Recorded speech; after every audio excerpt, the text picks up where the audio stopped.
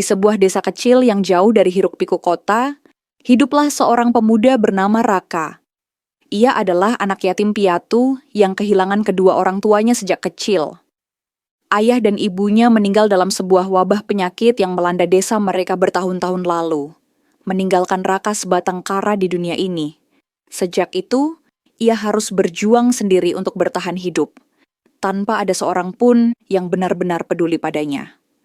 Rumah tempat ia tinggal hanyalah sebuah gubuk reot yang hampir roboh.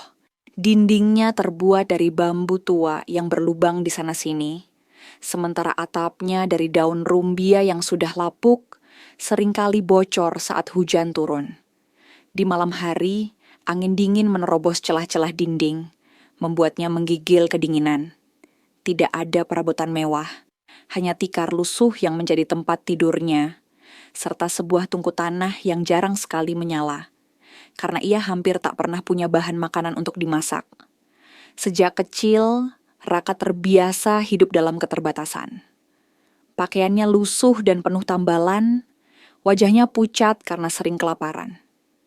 Namun, yang lebih menyakitkan daripada lapar adalah kesepian yang menghantuinya setiap hari. Tak ada keluarga, tak ada teman yang benar-benar peduli. Orang-orang desa hanya melihatnya sebagai anak yatim piatu yang tidak berguna. Banyak dari mereka yang mengabaikan keberadaannya. Bahkan ada yang mengejek dan merendahkannya. Namun meskipun hidup dalam penderitaan, Raka tidak pernah menyalahkan takdir. Ia tetap berusaha bertahan, meskipun seringkali tubuhnya lemas karena kurang makan. Setiap pagi, ia harus mencari cara agar bisa mendapatkan sesuap nasi. Entah dengan bekerja serabutan, membantu petani, atau berburu ikan di sungai. Tapi hari ini, tidak ada seorang pun yang membutuhkan tenaganya, dan perutnya yang kosong mulai berontak. "Aku harus mencari makan hari ini," gumamnya dengan suara lemah. Dengan langkah gontai, ia meninggalkan gubuknya dan berjalan menuju hutan, berharap bisa menemukan buah-buahan liar atau menangkap ikan di sungai yang berada di ujung desa. Raka berjalan menyusuri jalan setapak yang dipenuhi dedaunan kering. Hutan kecil di pinggir desa itu cukup lebat, tetapi ia sudah terbiasa menjelajahinya sejak kecil.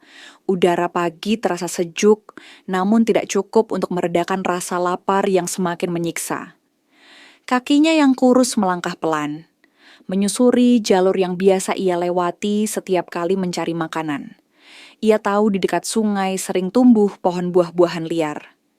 Jika beruntung, mungkin ia bisa menemukan jambu hutan atau pisang yang bisa dimakan. Tapi, jika tidak, setidaknya ia bisa mencoba menangkap ikan kecil di sungai. Saat semakin dalam memasuki hutan, suara gemericik air mulai terdengar. Raka menghela napas lega. Sungai itu selalu menjadi tempat pelariannya saat perutnya kosong. Ia bergegas menuruni lereng kecil menuju tepian air, berharap hari ini keberuntungan berpihak padanya. Namun, saat ia mendekati sungai, langkahnya tiba-tiba terhenti. Ada sesuatu yang aneh di sana. Di antara bebatuan di tepi sungai, Raka melihat sesuatu yang membuatnya tercengang. Seekor ular putih besar terjerat dalam perangkap yang dipasang oleh pemburu. Tubuhnya terbelit erat oleh tali kasar. Sisiknya yang berkilauan tampak terluka di beberapa bagian. Dan matanya yang berwarna kehijauan tampak redup seolah sedang menahan rasa sakit. Raka menelan ludah. Selama ini ia sering melihat ular di hutan, tetapi belum pernah sekalipun ia melihat ular seindah ini. Warna putihnya begitu bersih, hampir bercahaya di bawah sinar matahari pagi. Jika bukan karena luka dan jeratan yang membelenggunya, hewan ini pasti terlihat seperti makhluk mistis dari dunia lain. Ular itu tampaknya menyadari kehadiran Raka. Ia menatap pemuda itu dengan mata penuh harapan, seolah memohon pertolongan. "Kasihan sekali kau," bisik Raka, suaranya dipenuhi simpati.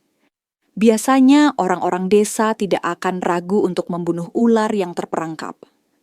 Kulitnya bisa dijual mahal, dan dagingnya bisa dijadikan makanan. Namun, Raka tidak tega melihat makhluk itu menderita. Ia tahu bagaimana rasanya terperangkap dalam kesulitan, tanpa ada yang peduli. Tanpa ragu, ia berjongkok dan mulai membuka simpul-simpul jeratan dengan hati-hati. tali itu sangat kuat, membuatnya kesulitan untuk melepaskannya. Tangannya beberapa kali terluka karena gesekan dengan tali kasar, tetapi ia tidak peduli. Yang terpenting, baginya saat ini adalah menyelamatkan makhluk malang itu. Setelah beberapa saat berjuang, akhirnya jeratan itu terlepas. Ular putih itu langsung menggeliat, menggerakkan tubuhnya yang panjang dengan lemah. Raka mundur selangkah, memberi ruang agar ular itu bisa bergerak bebas. Untuk sesaat, ular itu tidak pergi. Ia hanya diam di tempat menatap Raka dalam-dalam, seolah ingin mengucapkan sesuatu. Mata hijau zamrudnya memancarkan sesuatu yang aneh, sebuah kecerdasan yang tidak biasa dimiliki oleh hewan pada umumnya. Raka merasa ada sesuatu yang berbeda dari ular ini. Tapi sebelum ia sempat berpikir lebih jauh, ular putih itu tiba-tiba melesat ke dalam semak-semak dan menghilang di antara pepohonan. Raka hanya bisa menghela napas. Ia berharap ular itu akan selamat dan tidak kembali tertangkap oleh pemburu. "Semoga kau baik-baik saja," bisiknya pelan. Ia kemudian mengalihkan perhatiannya kembali ke sungai. Namun, setelah beberapa lama mencari ikan dan buah-buahan, ia tetap tidak mendapatkan apa-apa. Dengan kecewa, ia akhirnya kembali ke gubuknya dengan tangan kosong. Malam itu, setelah seharian kelaparan, Raka akhirnya tertidur di atas tikar lusuhnya. Angin malam bertiup dingin melalui celah-celah dinding bambu gubuknya, membuat tidurnya tidak nyenyak. Namun, di tengah keheningan malam, tiba-tiba ia mendengar suara aneh. Sebuah suara lembut memanggil namanya. "Raka." Suara itu begitu halus, seperti angin berbisik di telinganya. Perlahan-lahan ia membuka matanya. Saat ia melihat ke depan, tubuhnya langsung membeku. Di depan pintu gubuknya, berdiri seorang wanita cantik dengan pakaian berwarna putih berkilauan. Wajahnya begitu anggun, matanya bercahaya penuh kelembutan, dan rambut panjangnya berkilau di bawah cahaya bulan. Jantung Raka berdegup kencang. Ia belum pernah melihat wanita secantik ini seumur hidupnya. Siapa kamu?" Suaranya gemetar, antara kagum dan takut. Wanita itu tersenyum lembut, lalu berkata dengan suara yang begitu menenangkan, "Namaku Naila. Aku datang untuk berterima kasih karena kau telah menyelamatkanku tadi siang." Mata Raka membesar. Ia mulai menyadari sesuatu yang mengejutkan. Ular putih yang diselamatkannya ternyata bukan ular biasa. Malam terasa semakin sunyi. Cahaya bulan jatuh ke tanah, menciptakan bayangan samar di sekitar gubuk sederhana milik Raka. Angin malam berhembus pelan, membawa aroma tanah yang lembab setelah hujan sore tadi. Namun, bagi Raka, semua itu mendadak terasa asing. Di hadapannya berdiri seorang wanita yang begitu cantik hingga membuatnya sulit bernapas. Gaunnya berwarna putih dengan motif menyerupai sisik ular yang berkilauan. Tampak begitu lembut dan halus seperti sutra. Rambutnya panjang, hitam berkilau, jatuh hingga ke pinggangnya. Wajahnya begitu tenang. Sepasang matanya yang berwarna hijau zamrud menatap Raka dengan sorot penuh kelembutan. Raka merasa jantungnya berdetak lebih cepat dari biasanya. Ia menelan ludah, merasa canggung dengan kehadiran wanita ini. Ia bahkan tidak mendengar suara langkah kaki ketika wanita itu datang. Apakah ia seorang manusia biasa? Ataukah, siapa kamu?" Suaranya bergetar, matanya masih menatap wanita itu dengan penuh kebingungan. Wanita itu tersenyum tipis. Senyumnya begitu lembut, namun di saat yang sama terasa misterius. Ada sesuatu dalam tatapannya yang membuat Raka tak bisa mengalihkan pandangannya. "Namaku Naila," jawabnya dengan suara lembut. "Aku datang untuk berterima kasih karena kau telah menyelamatkanku tadi siang." Mata Raka membelalak. Perkataannya membuat Raka semakin bingung. "Tadi siang?" gumamnya, berusaha mengingat kejadian di sungai. Tiba-tiba pikirannya tertuju pada ular putih besar yang ia temukan dalam perangkap pemburu. Mata hijau zamrud itu, tatapan penuh harapan, Raka tersentak. Jangan bilang kau..." Wanita bernama Naila itu hanya tersenyum, seolah mengerti apa yang sedang dipikirkan oleh Raka. Raka menatap wanita di hadapannya dengan perasaan bercampur aduk. Tidak mungkin, tidak masuk akal. Bagaimana bisa seorang wanita cantik seperti ini mengaku sebagai ular yang ia selamatkan tadi siang? Melihat ekspresi bingung, Raka Naila melangkah mendekatinya perlahan. Gerakannya begitu anggun, seperti seorang putri dari dunia lain. Angin malam berhembus pelan, membuat rambut panjangnya berkibar lembut. "Kau benar, Raka," ucap Naila akhirnya.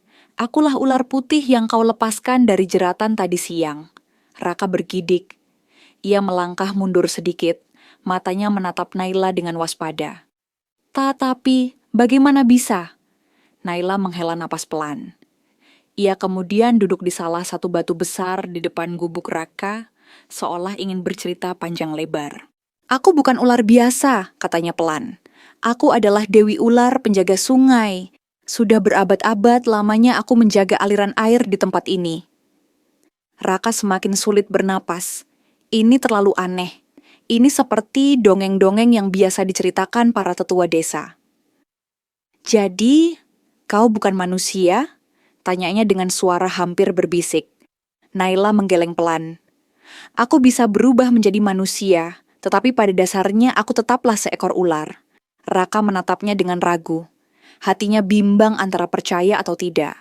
Tapi saat ia kembali mengingat kejadian tadi, siang, mata hijau yang sama, tatapan penuh harap yang sama, dan keajaiban yang ia rasakan ketika menyelamatkan ular itu, ia tahu bahwa Naila tidak berbohong. "Lalu, kenapa kau datang kepadaku?" Tanyanya akhirnya. Suaranya masih terdengar gugup. Naila menatapnya lembut, lalu berkata, "Karena kau telah menyelamatkan hidupku. Sekarang aku ingin membalas kebaikanmu." Raka masih sulit memahami semua yang terjadi, namun ia bisa merasakan ketulusan dalam suara Naila. Ia tidak merasakan niat jahat sedikit pun dari wanita ini. "Aku ingin membantumu, Raka," ucap Naila lagi. "Aku tahu kau hidup dalam kesulitan.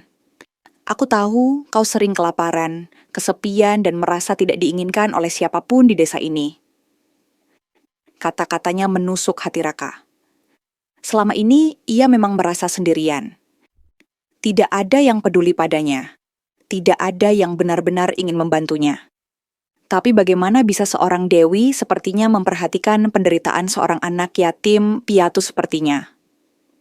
Raka menundukkan kepalanya. "Aku tidak mengharapkan apapun. Aku menolongmu bukan karena ingin imbalan."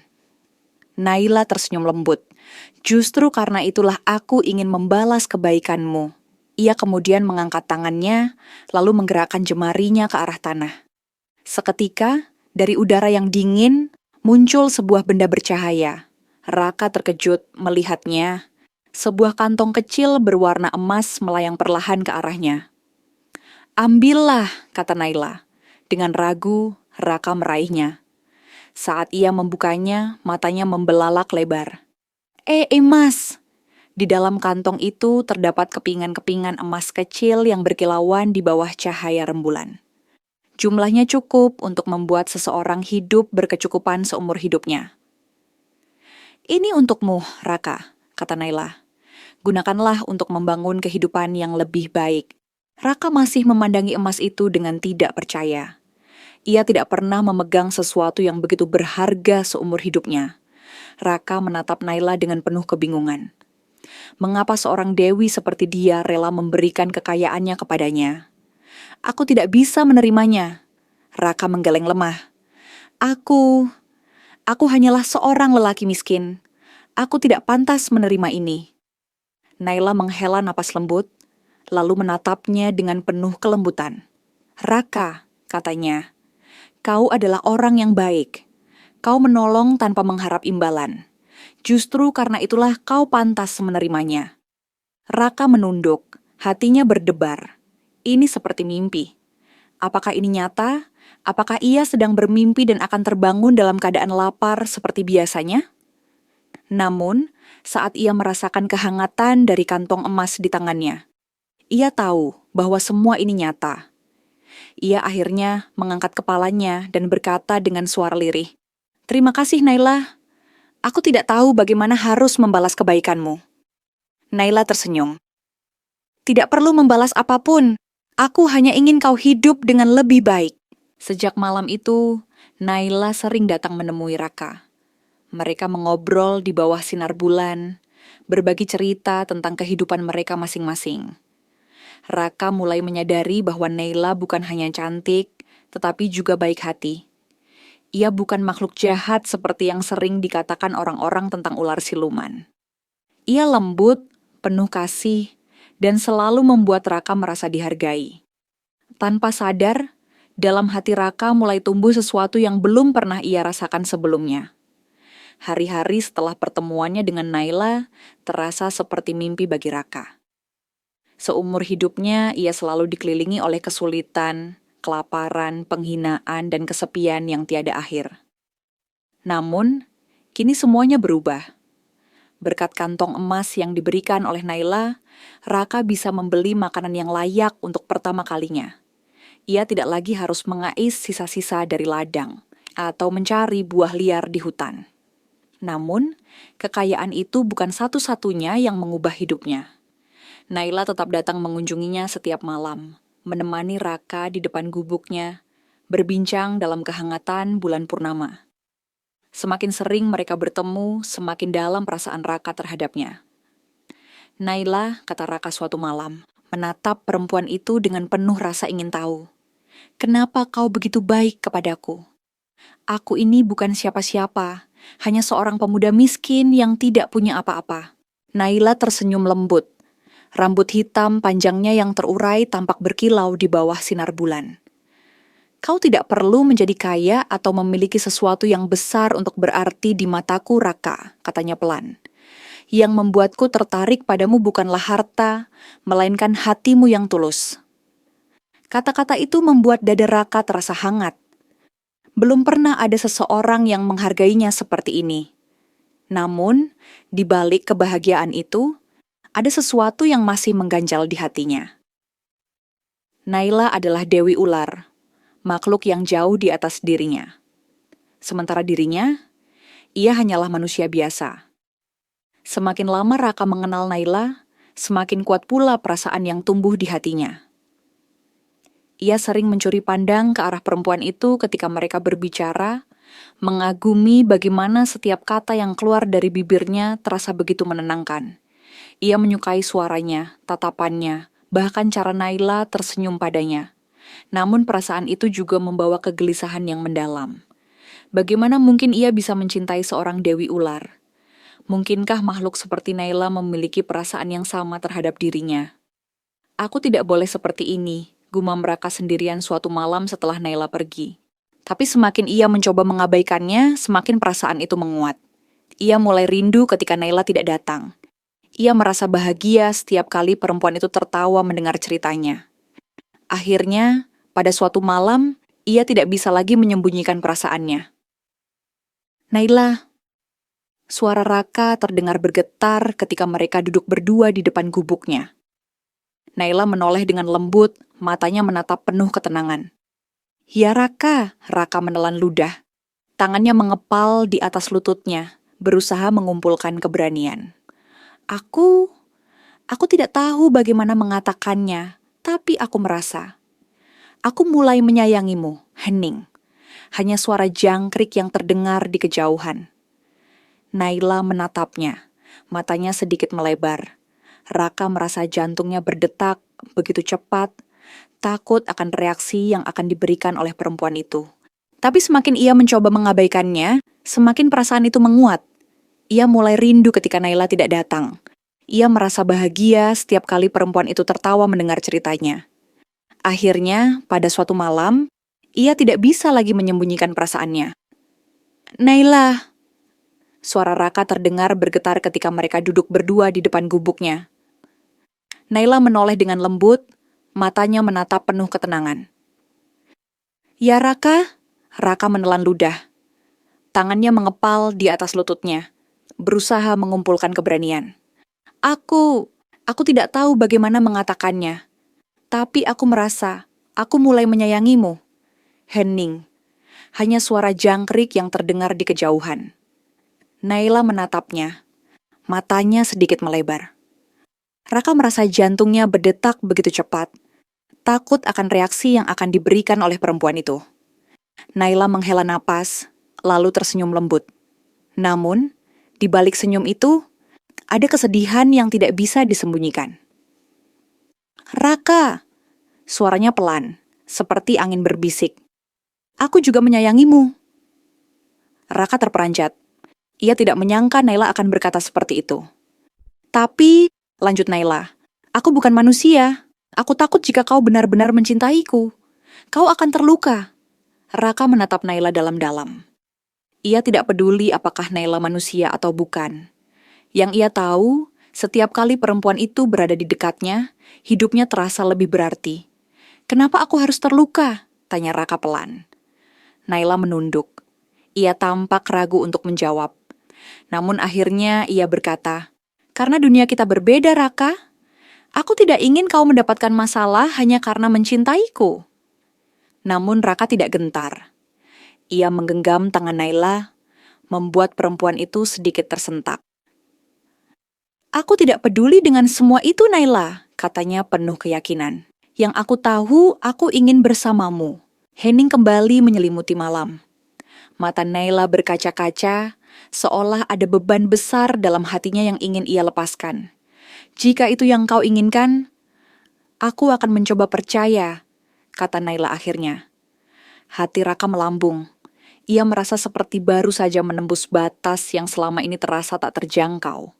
Namun, ia tidak menyadari bahwa pernyataan cintanya malam itu akan menjadi awal dari sebuah ujian yang lebih besar. Hari-hari berlalu dengan penuh kebahagiaan. Raka dan Naila semakin dekat, dan setiap malam mereka menghabiskan waktu bersama. Namun, tanpa mereka sadari, ada mata-mata yang memperhatikan mereka dari kejauhan. Di desa, beberapa orang mulai curiga dengan perubahan mendadak dalam kehidupan Raka. Pemuda miskin yang dulu sering kelaparan kini tiba-tiba memiliki emas. Mereka mulai bertanya-tanya dari mana ia mendapatkan semua itu.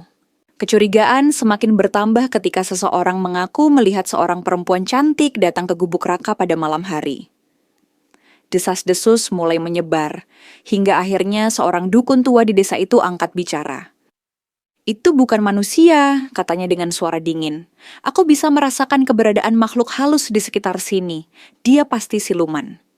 Ketakutan mulai menyelimuti penduduk desa. Mereka telah lama hidup dengan kepercayaan bahwa siluman, terutama ular, adalah makhluk berbahaya. Meskipun Naila tidak pernah menyakiti siapapun, orang-orang tidak peduli. Mereka hanya tahu satu hal. Mereka harus mengusir makhluk itu sebelum sesuatu yang buruk terjadi.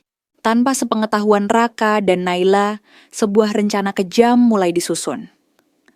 Malam itu, seperti biasa, Naila datang menemui Raka. Namun ada sesuatu yang berbeda dalam sorot matanya. Ia tampak gelisah, seolah bisa merasakan sesuatu yang buruk akan terjadi. Raka, aku punya firasat buruk, katanya pelan. Raka mengerutkan kening. Kenapa? Apa yang terjadi? Naila menggigit bibirnya. Aku mendengar bisikan dari angin, manusia mulai mencurigaiku. Aku takut mereka akan mencoba menyakitimu. Raka mengepalkan tangannya. Tidak akan ada yang menyakitimu, Naila. Aku akan melindungimu. Namun Naila menggeleng. Kau tidak akan bisa melawan seluruh desa, Raka. Aku tidak ingin kau terluka karenaku. Hati Raka terasa sakit mendengar itu. Ia ingin bersama Naila, apapun yang terjadi. Namun ia juga tahu bahwa manusia bisa menjadi sangat kejam terhadap sesuatu yang mereka tidak pahami. Jika itu yang terjadi, Naila menatapnya dengan mata penuh kesedihan. Mungkin aku harus pergi. Raka merasa dadanya seperti dihantam sesuatu yang berat. Pergi? Tidak. Ia tidak bisa kehilangan Naila. Tidak setelah semua yang mereka lalui bersama. Namun, di luar sana, api obor mulai dinyalakan. Suara langkah kaki terdengar mendekat. Warga desa sudah bersiap dengan tombak dan parang di tangan mereka. Mereka datang untuk mengakhiri segalanya. Malam yang awalnya tenang, mendadak berubah mencekam. Dari kejauhan, cahaya obor berkobar seperti bintang jatuh yang merayap di kegelapan. Langkah kaki warga desa terdengar menggetarkan tanah, mendekat menuju gubuk sederhana tempat Raka dan Naila berbincang. Siluman itu harus disingkirkan, seru seseorang dengan suara lantang. Dia pasti sudah menyihir Raka. Lihat saja, tiba-tiba hidupnya berubah. Pasti ada sesuatu yang tidak beres. Suara-suara penuh kebencian bercampur dengan desir angin malam. Raka berdiri dengan tubuh menegang. Matanya melebar, melihat bayangan-bayangan manusia yang semakin dekat. Ia tidak menyangka semuanya akan menjadi seperti ini. Naila, yang sejak tadi berusaha menyembunyikan kegelisahannya, akhirnya berdiri. Matanya yang berwarna hijau zamrud menatap lurus ke arah sumber keributan. Ia bisa merasakan niat jahat yang terpancar dari mereka. "Raka, aku harus pergi," ucap Naila dengan suara gemetar, namun penuh tekad. Raka menoleh padanya dengan panik. "Tidak, aku tidak akan membiarkan mereka menyakitimu." Naila menggeleng. "Aku tidak ingin kau terluka, Raka. Ini bukan salahmu. Ini karena aku. Karena aku berbeda." Raka mencengkeram tangan Naila dengan kuat, menolak untuk melepaskannya. Tapi sebelum ia bisa berkata apa-apa lagi, warga desa telah tiba. "Itu dia!" Seseorang berteriak, menunjuk Naila dengan wajah dipenuhi amarah dan ketakutan. Seorang lelaki tua yang dikenal sebagai dukun desa maju ke depan kerumunan. Jubahnya yang lusuh melambai terkena angin malam, sementara tatapan matanya menusuk penuh kecurigaan. "Raka," serunya, "apa kau sadar dengan siapa kau berurusan? Makhluk itu bukan manusia. Dia siluman yang telah menipu dan mencuci otakmu." Raka mengepalkan tangan. "Kalian salah. Naila tidak pernah menyakiti siapapun. Dia bukan seperti yang kalian pikirkan." Namun warga desa tidak peduli. Ketakutan telah menutupi akal sehat mereka. Kalau dia bukan siluman, kenapa dia selalu muncul di malam hari? Kenapa dia datang entah dari mana? Lalu dari mana kau mendapatkan emas itu, hah? Tuduhan demi tuduhan menghantam seperti gelombang besar yang menghancurkan batu karang. Raka ingin melawan, ingin menjelaskan, tapi ia tahu bahwa tak ada satupun dari mereka yang akan mendengarkan. Dukun desa lalu menatap Naila dengan tajam. "Jika kau bukan siluman, buktikan, tunjukkan wujud aslimu." Naila terdiam. Ia menundukkan kepala, merasa bahwa ini adalah akhir dari segalanya. "Aku tidak ingin menyakiti siapapun," bisiknya nyaris tak terdengar. Namun ucapan itu justru semakin menyulut kemarahan. "Lihat, dia mengakui bahwa dia bukan manusia." Obor-obor diangkat lebih tinggi, senjata siap dihunus. Malam itu, Naila bukan lagi sekadar perempuan cantik yang mereka lihat dari kejauhan. Ia adalah ancaman yang harus dimusnahkan. Melihat warga yang semakin beringas, Naila akhirnya menghela napas panjang. "Raka," ia berbisik pelan, menatap pemuda itu dengan tatapan penuh kasih. "Aku tidak ingin ini terjadi. Aku ingin tetap bersamamu." Matanya yang berwarna zamrud mulai berkaca-kaca. Air mata jatuh perlahan, berkilauan seperti embun di daun pada pagi hari. Raka merasakan dadanya sesak. Tidak, ia tidak bisa menerima ini. Ia tidak bisa kehilangan Naila. "Kita bisa pergi dari sini," ucapnya dengan nada putus asa. "Aku akan ikut denganmu, kemanapun itu. Aku tidak peduli dengan mereka." Namun Naila tersenyum sedih. Ia mengangkat tangannya, menyentuh wajah Raka dengan lembut. "Dunia kita berbeda, Raka," katanya pelan. "Aku tidak ingin kau ikut menderita karenaku." Tiba-tiba, tubuh Naila mulai memancarkan cahaya lembut. Suasana di sekitar mereka menjadi hening seketika. Warga desa menatap dengan mata membelalak. Cahaya itu semakin terang, hingga akhirnya sosok Naila mulai berubah. Di hadapan semua orang, tubuh manusia yang cantik itu memudar, digantikan oleh seekor ular putih besar dengan mata hijau berkilau seperti permata. Teriakan ketakutan memenuhi udara. Warga mundur dengan wajah pucat, sementara dukun desa berseru, "Lihat, dia telah menunjukkan wujud aslinya. Dia bukan manusia. Namun, bagi Raka, Naila tetaplah Naila. Makhluk apapun dirinya, itu tidak mengubah apa yang ia rasakan. Naila, Raka berbisik dengan suara bergetar. Ular putih itu menatapnya dengan mata penuh kesedihan. Aku mencintaimu Raka, suara Naila terdengar di dalam kepalanya. Tapi aku harus pergi. Seketika, tubuhnya mulai melesat, berputar di udara seperti angin puyuh. Cahaya putih menyelimuti sosoknya, dan dalam hitungan detik, ia telah menghilang ke dalam kegelapan malam. Ketika semua telah usai, Raka hanya berdiri terpaku. Tangannya masih terangkat, seolah berharap bisa meraih sosok yang telah pergi. Naila! Namun, hanya kesunyian yang menjawab. Para warga akhirnya menurunkan senjata mereka. Beberapa masih terlihat gemetar, sementara yang lain tersenyum puas karena merasa telah mengusir siluman dari desa mereka.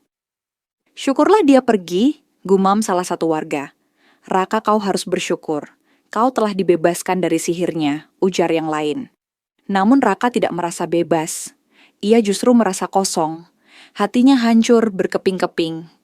Ia menatap langit, mencari sosok Naila di antara bintang-bintang. Namun, tidak ada apa-apa di sana. Hanya keheningan malam yang kini terasa begitu menyakitkan. Hari-hari berlalu, tetapi Raka tidak pernah lagi melihat Naila. Ia tetap tinggal di desanya, meski hatinya tidak pernah benar-benar kembali. Ia tidak lagi peduli dengan emas yang ia miliki. Tidak ada gunanya semua itu tanpa Naila di sisinya. Setiap malam ia duduk di depan gubuknya, menatap langit dengan penuh harapan. Ia berharap suatu saat Naila akan kembali, bahwa mungkin di suatu tempat Naila juga sedang merindukannya. Aku akan menunggumu Naila, bisiknya pada angin malam. Dan di kejauhan, di balik kegelapan hutan, seekor ular putih dengan mata hijau zamrud juga menatap ke arahnya. Ia tidak pergi jauh. Ia tetap menjaga Raka meski dari kejauhan. Cinta mereka mungkin tidak bisa bersatu di dunia ini, tetapi rasa itu tetap ada, abadi dalam diam. Cinta sejati tidak selalu harus bersama, tapi ia akan selalu ada di dalam hati.